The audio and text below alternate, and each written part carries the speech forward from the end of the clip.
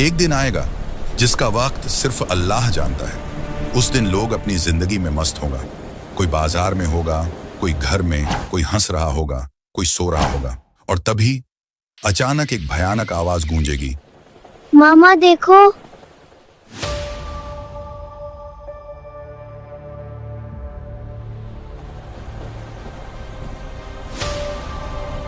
सूर फूंका जाएगा।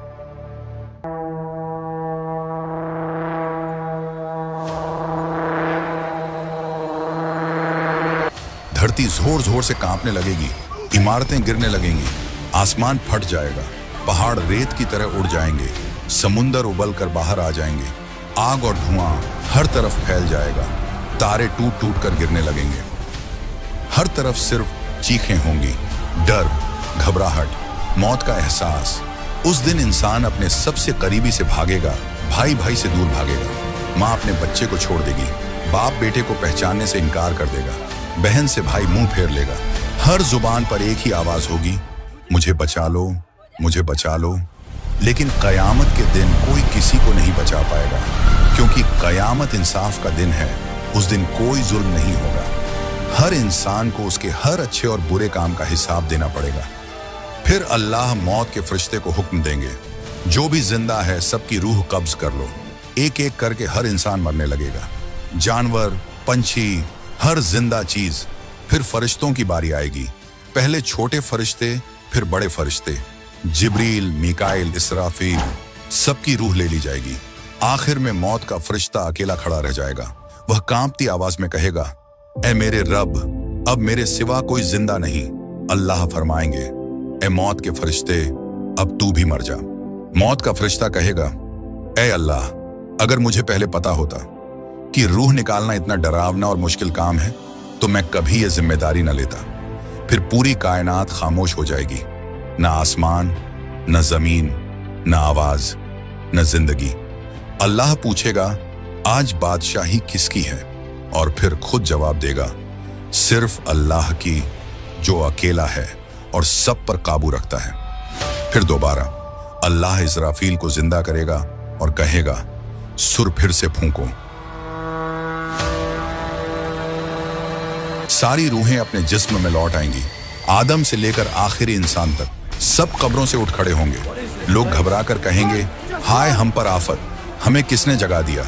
ईमान वाले कहेंगे, यही वो दिन है जिसका वादा अल्लाह ने किया था। उस दिन अजीब और डरावने लोग दिखाई देंगे। कुछ औरतें होंगी जिनके कपड़े आग के होंगे और उनका बदन जल रहा होगा। कुछ लोग होंगे जिनके मुंह से खून बह रहा होगा। कुछ लोग इतने छोटे होंगे जैसे चींटियां। हर हालत एक गुनाह की कहानी होगी। फिर जमीन बदल दी जाएगी, एक बिल्कुल सफेद जमीन, न कोई पहाड़, न कोई इमारत, न कोई पहचान। हर कौम अपने नबी के पीछे खड़ी होगी।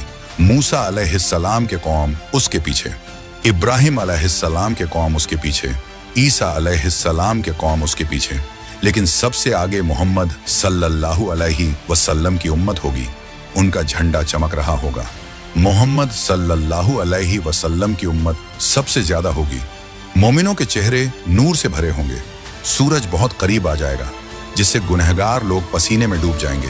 किसी का पसीना टखनों तक, किसी का घुटनों तक, और बहुत सारे लोग पूरा का पूरा पसीने में डूब जाएगा। लेकिन जिनका ईमान मजबूत होगा, अल्लाह उन्हें अपने अर्श की साया में रखेंगे। फिर हौज़े कौसर, नबी सल्लल्लाहु अलैहि वसल्लम अपने हाथों से पानी पिलाएंगे। जो एक बार पी लेगा उसे कभी प्यास नहीं लगेगी। फिर सिफारिश का वक्त आएगा। लोग आदम के पास जाएंगे, वो मना कर देंगे। नूह, इब्राहिम, मूसा, ईसा सब कहेंगे, मैं नहीं, मैं नहीं। आखिर में लोग मोहम्मद सल्लल्लाहु अलैहि वसल्लम के पास आएंगे।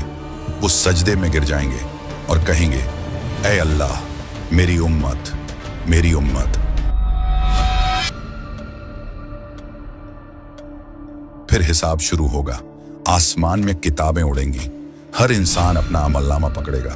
जिसे दाएं हाथ में मिलेगा वो खुशी से रो पड़ेगा, और जिसे बाएं हाथ में मिलेगा वो कहेगा, काश मैं पैदा ही ना होता। राज खुलेंगे। बेहयाई करने वालों का अंजाम, सूद खाने वालों का अंजाम, घमंड करने वालों का अंजाम। फिर अल्लाह कहेगा, क्या तुमने समझा था कि तुम्हें यूं ही पैदा किया गया है? दोस्तों, कयामत के दिन के अजाब से डरो, नहीं तो उस दिन बहुत पछताओगे। इसलिए अभी भी टाइम है, अल्लाह की तरफ लौट आओ, नमाज पढ़ो, सीधे रास्ते पे चलो। अल्लाह ताला हम सबको कयामत के दिन के अजाब से बचाएं।